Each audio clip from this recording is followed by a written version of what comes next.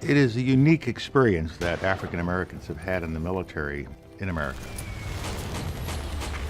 African Americans fought for the country even before it was a country in the pre-revolutionary period.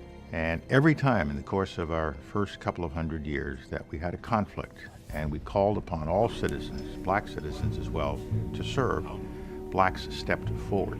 Mine eyes have seen the glory of the coming of the Lord. Paul Laurence Dunbar was a bridge. All these people in history were bridges that I crossed over to get to where I am right now in life. So I have to honor those people. I have to pull the spirit of those people with me when I get up to tell. You know, it's important to carry on the tradition. But didn't you reckon that's what God had called him for? When they listed colored soldiers and her life